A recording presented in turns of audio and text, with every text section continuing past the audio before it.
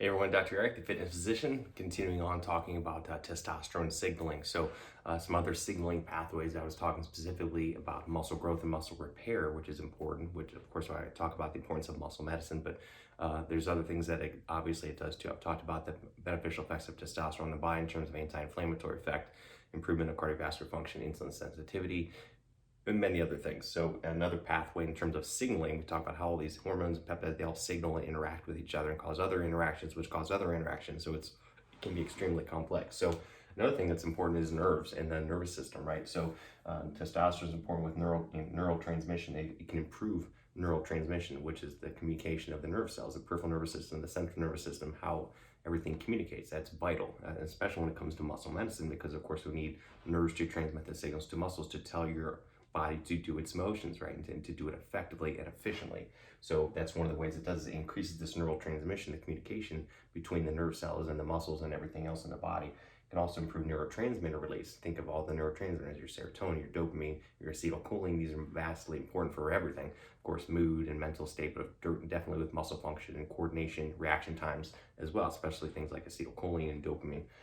Motor neuron cells, actually the cells in the motor neuron that actually transmit the signal, these actually can be beneficially affected by testosterone and androgen by increasing their size and increasing their stability and efficiencies, as similar some of the peptides can do this as well by improving that motor neuron cell size and stability. Same with the dendrites, which are the little outgrowths, the communication signal. So when your brain tells the body to move, it has to transmit that to the motor neuron, and then that motor neuron will send out the signals through acetylcholine, these other neurotransmitters, and down through the nerve tissue itself, the axons and the dendrites. And that's going to communicate the signal and tell your body to move. And there's a specificity to that, and how efficiently it does it and how effective.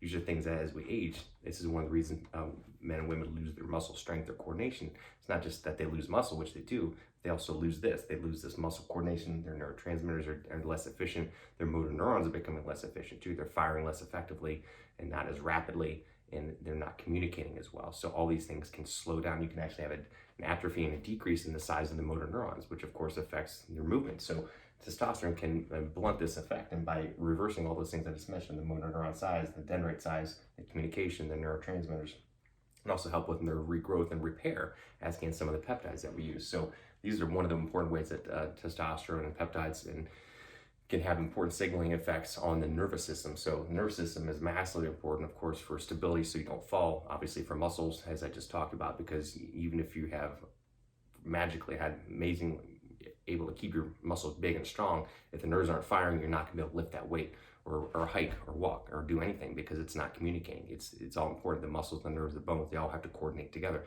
just like all the hormones and the peptides and the enzymes and the other proteins in the body have to interact and coordinate in a very specific fashion. So just some cool things, doing a little deep dive on this. Thanks out to one of my colleagues and one of my mentors, Dr. Seeds, on this slide. A lot of things we're learning, even digging even deeper into hormones and peptides. More things are going to be coming soon. So like this post, tag it, share it, and let me know what else you want me to talk about in all things related to hormonal fitness, hormone optimization, peptides, longevity, gut health, and much, much more. So everyone have an awesome week, and we'll talk to you soon. Bye.